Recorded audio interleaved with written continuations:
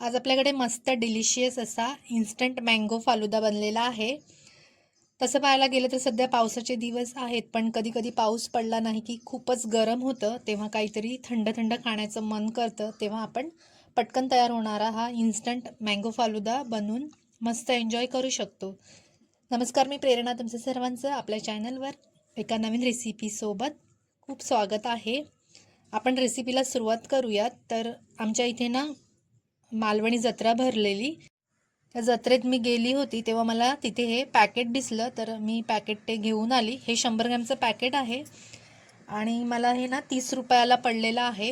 ह्याच्यामध्ये 4 जणांचा मँगो फालुदा बनून तयार होतो आणि याच्या मागे हे कसं बनवायचं त्याची सगळी माहिती दिलेली आहे. ते मी बनवता बनवता तुम्हाला सांगते.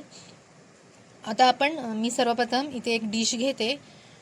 फालुदाचं पॅकेट ओपन करते. मी कैचीने ओपन करून घेते. ह्याच्यामध्ये ना सगळं मिक्स असतं. साखर आहे, सब्जा सीड्स आहेत आणि शेवया आहेत त्याच्यामध्ये. बाकी ॲडिशनल वस्तू मी ज्या ॲड केल्या आहेत ना त्या मी तुम्हाला पुढे सांगते. गार्निशिंगसाठी मी काय काय वापरलं आहे ते.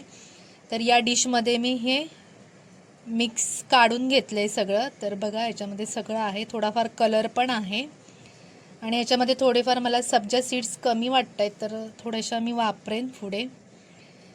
आता याच्यावर असं लिहिलं आहे की याच्यामध्ये अर्धा ग्लास पाणी घालायचं. हे पाणी जवळजवळ 100 ml आहे, अर्धा ग्लास म्हणजे, आणि अर्धा लिटर आपल्याला दूध लागेल. मी इथे पॅकेटचं दूध वापरलेलं आहे. तुम्ही जे आपलं डेअरीमध्ये भेटतं ते घेतलं तरी चालेल. आता दूध उकळवायला ठेवायचं गॅसवर. दूध पूर्णपणे उकळून घ्यायचं. तर मी गॅसवर ठेवलं आहे. दूध आपलं उकळलेलं आहे. आता मस्त पैकी मी असं ढवळून घेते. सायवरती आलेली आहे. आता ह्याच्यामध्ये मी शेवया घालून घेते. हे जे मिक्स आहे ते, हे मिक्स घालून आपल्याला या शेवया 15 मिनिटं शिजवून घ्यायच्या आहेत.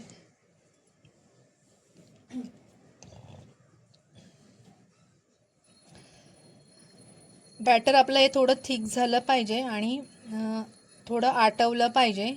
मग शेवया पण आपल्या एकदम सॉफ्ट शिजतील. सब्जा सीड्स पण फुलून वरती आलेले आहेत. आता मी चेक करते शेवया शिजल्या की नाहीत, बघूयात.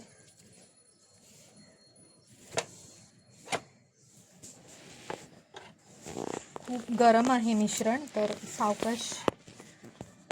शेवया आपल्या शिजलेल्या आहेत. बघा, बॅटर पण मस्त थिक झालं आहे आणि दूध बऱ्यापैकी आटलेलं आहे. तर गॅस मी बंद केला आणि आता हे नॉर्मल थंड करण्यासाठी मी असंच ठेवून देते. एक अर्ध्या तासाने नॉर्मल झालं आहे. तर आता मी हे फ्रीजमध्ये ठेवते. फ्रीजमध्ये अगदी थंड होण्यासाठी 2 ते 3 तास मी ठेवलं होतं. आता मस्त थंड झालेलं आहे. तर आता मी हे फालुदा गार्निशिंग करायला घेते. आपलं हे मिश्रण मस्त थिक झालेलं आहे बघा थंड झाल्यावर. आता मी इथे गार्निशिंगसाठी एक बाउल घेतला आहे काचेचा. तुम्ही इथे ग्लास पण वापरू शकता. त्याच्यामध्ये मी 1 चमचा रोज सिरप घेतलं आहे आणि आता जे आपण मिश्रण बनवलं होतं ते मिश्रण मी इथे 2 ते 3 चमचे घालून घेते. तुम्हाला जर हा फालुदा जास्त थंड पाहिजे असेल तर तुम्ही इथे बर्फाचे पण तुकडे घालू शकता. आता मी इथे साईडला थोडेसे सब्जा भिजत ठेवलेले, तर हे भिजलेले सब्जा सीड्स मी ह्याच्यामध्ये 1 चमचा घातलेत. त्याच्यानंतर आईस्क्रीम घातलं आहे, मँगो आईस्क्रीम आहे. त्याच्यानंतर थोडेसे कट केलेले ड्रायफ्रूट्स घातलेत. इथे मी काजू आणि बदाम वापरलेत. तुमच्या आवडीप्रमाणे तुम्ही ड्रायफ्रूट्स वापरू शकता. त्याच्यानंतर 1 चमचा टूटी फुटी घातली. मस्त एक चेरी घालून घेतली आणि 1 चमचा अजून मी रोज सिरप घालून घेतलं आहे. आणि थोडेफार मी आता हे आंब्याच्या फोडी घालून घेतल्यात, बारीक फोडी कापून घेतलेल्यात. तर अशा प्रकारे आपला डिलिशियस स्वीट मँगो फालुदा बनून तयार आहे. हा दिसायला जेवढा सुंदर आहे त्याच्यापेक्षाही खायला अतिशय टेस्टी लागतो. तुम्ही पण हा फालुदा घरी बनवा आणि फॅमिलीसोबत एन्जॉय करा. आणि आजची माझी रेसिपी कशी वाटली ते कमेंट्स करून नक्की सांगा. व्हिडिओला लाईक करा, शेअर करा आणि चॅनलला सबस्क्राईब करा. परत भेटूया एका नवीन आणि इंटरेस्टिंग रेसिपीसोबत. Thank you so much.